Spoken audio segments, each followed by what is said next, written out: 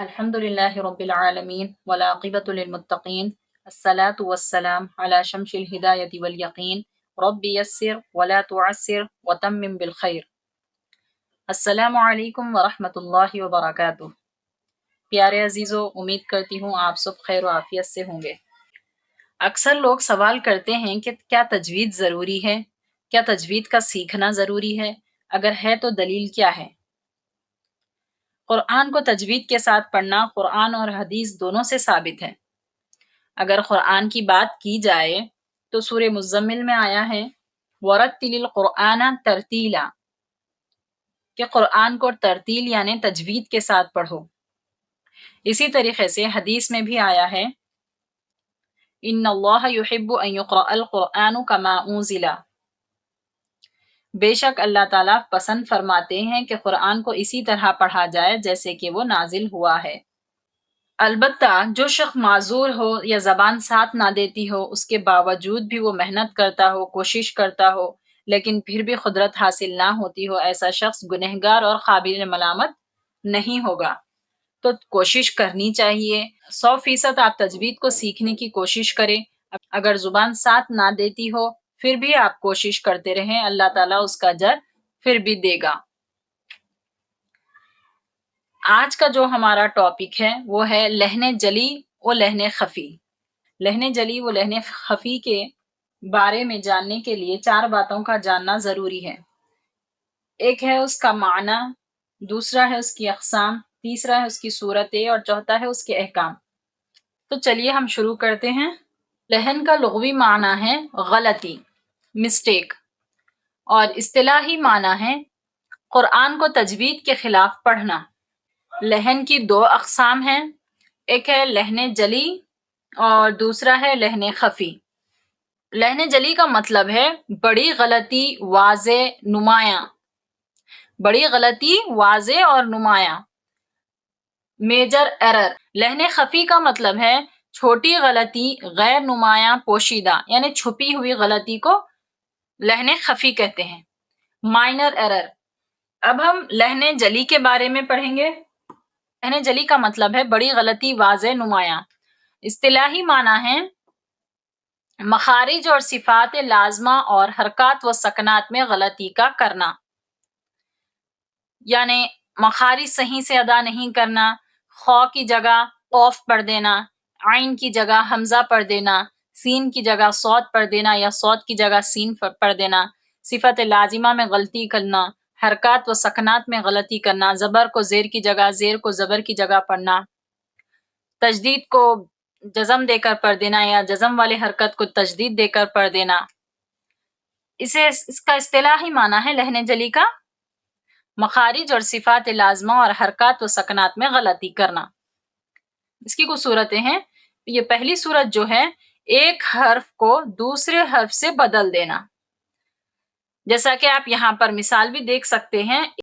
ایک حرف کو دوسرے حرف سے بدل دینا، جیسا کہ احدن ہے تو ہم اسے احدن، ہا کی جگہ ہم ہا پڑھ رہے ہیں، احدن احدن، احدن احدن، یہ ہا کی جگہ یہ ہا پڑھ دینا، یہ بھی ایک بڑی غلطی ہے، ایک حرف کو دوسرے حرف سے بدل دینا۔ دوسری صورت کیا ہے دیکھیے، کسی حرف کو بڑھا دینا، جیسا کہ نعبد، نعبد، ایاک نعبد، دیکھیے نعبد، یہاں پر ہم واو کا اضافہ کر رہے ہیں، نعبد، تو یہ بھی ایک بڑی غلطی ہے، کسی حرف کو بڑھا دینا، نعبد نعبد۔ دیکھیے تیسری صورت دیکھیے، کسی حرف کو گھٹا دینا، کہ اکثر لوگ یہاں پر غلطی کرتے ہیں، الف کو نہیں پڑھتے، ایاک، صحیح حرف کیا ہے؟ ایاک، ایاک نعبد و ایاک نستعین۔ دیکھیے چوتھی صورت دیکھیے، ایک حرکت کو دوسری حرکت سے بدل دینا، ایک حرکت کو یعنی دیکھیے انعمتا، صحیح حرف کیا ہے؟ انعمتا، تو اس کو انعمتو کہنا، یہ بھی ایک بڑی غلطی ہے، زبر کو پیش کے ساتھ پڑھنا، انعمتا کو ہم انعمتو اگر پڑھیں گے تو یہ بھی ایک بڑی غلطی ہے، میجر ایرر ہے۔ 5th صورت دیکھیے، حرکت جزم سے اور جزم حرکت سے بدل دینا۔ دیکھیے صحیح حرف کیا ہے؟ اہدینا، اہدینا، تو اہدینا یہاں پر جزم کو نہیں لگانا، حرکت سے بدل دینا۔ یہاں پر جزم کی جگہ کیا لگا دیے؟ یہاں پر حرکت لگا دیے۔ حرکت جزم سے اور جزم حرکت سے بدل دینا۔ اہدینا، اہدینا، یہ بھی بڑی غلطی ہے۔ 6 دیکھیے، مشدد کی جگہ مخفف اور مخفف کی جگہ مشدد پڑھنا۔ صحیح کیا ہے؟ برب الفلق، یہاں پر دیکھیے برب الفلق، برب الفلق، یہ بھی ایک بڑی غلطی ہے، میجر ایرر ہے۔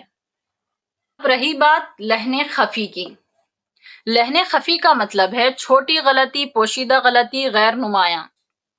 اصطلاحی معنی میں دیکھیے، تحسین حرف سے تعلق رکھنے والی صفات میں کمی بیشی کرنا۔ تحسین حرف سے تعلق رکھنے والی صفات میں کمی بیشی کرنا، مطلب کہ ترقیق کو صحیح ادا نہیں کرنا، تفخیم کو صحیح ادا نہیں کرنا، ادغام کو صحیح ادا نہیں کرنا، اخفا کو صحیح ادا نہیں کرنا، اقلاب کو صحیح ادا نہیں کرنا، مد وغیرہ کو صحیح ادا نہیں کرنا۔ عموماً یہ غلطی کسی بندے کو سمجھ میں نہیں آتی۔ جو تجوید کا ماہر ہو، قرآن کو جاننے والا ہو، تجوید کو جاننے والا ہو، وہ اس غلطی کو پہچان سکتا ہے۔ عام لوگ اس غلطی کو نہیں پہچان سکتے کیونکہ وہ لوگ علم تجوید حاصل نہیں کی ہوتی۔ لیکن دھیان رہے، لہن خفی سے بھی بچنا بہت ضروری ہے۔ اس سے نماز فاسد تو نہیں ہوتی، نماز تو ہو جاتی ہے، لیکن اس سے بھی بچنا ضروری ہے، ورنہ اللہ تعالیٰ کی ناراضگی کا سامنا کرنا پڑ سکتا ہے۔ اس کے بھی کچھ صورتیں ہیں۔ پہلا ہے صفت محسنہ کو ادا نہ کرنا، اور دوسرا ہے صفت عارضہ کو بے موقع ادا کرنا۔ اس کے احکام کیا ہے؟ لہن جلی یہ حرام ہے جس کا کرنے والا گنہگار ہے، کیونکہ بعض جگہ لہن جلی سے معنی بگڑ جاتے ہیں اور نماز بھی فاسد ہو جاتی ہے، اور تلاوت قرآن میں ایسی غلطیاں بسا اوقات گناہ کبیرہ کا سبب بنتی ہے۔ اس وجہ سے اس غلطی کو کرنے والا گنہگار ہوتا ہے۔ لہن خفی یہ مکروہ ہے، لیکن بچنا اس سے بھی ضروری ہے۔ اسے کرنے سے اللہ کی خفی کا اندیشہ ہے، اللہ تعالیٰ ناراض ہو سکتے ہیں۔ لہن خفی کرتے ہیں قرآن کے اندر تو اس کی وہ جو تحسین ہے، جو خوبصورتی ہے، وہ بگڑ جاتی ہے۔ تو جب آپ کو قرآن پڑھنا ہو تو خوبصورت انداز میں پڑھنا چاہیے، صحیح انداز میں پڑھنا چاہیے، لیکن وہ تب ممکن ہے جب آپ علم تجوید کو حاصل کریں گے۔ ہماری ٹاپک یہیں پر ختم ہوتی ہے۔ امید کرتی ہوں کہ آپ کو یہ ہماری ٹاپک اچھے سے سمجھ میں آئی ہوگی۔ اللہ تعالیٰ سے دعا ہے کہ اللہ تعالیٰ ہم سب کو قرآن پاک صحیح تجوید کے ساتھ پڑھنے اور سمجھنے کی توفیق عطا فرمائے، آمین ثم آمین۔ اگر آپ کو یہ ویڈیو پسند آئی ہو تو آپ اسے دوسروں تک بھی ضرور شیئر کریں، اپنے خیالات کامنٹس میں ضرور لکھیں، ویڈیو کو لائک کریں۔ اگر آپ ہمارے چینل پر نئے ہیں تو ہمارے چینل کو سبسکرائب کریں۔ جزاک اللہ خیرا کثیرا۔ السلام علیکم ورحمۃ اللہ وبرکاتہ۔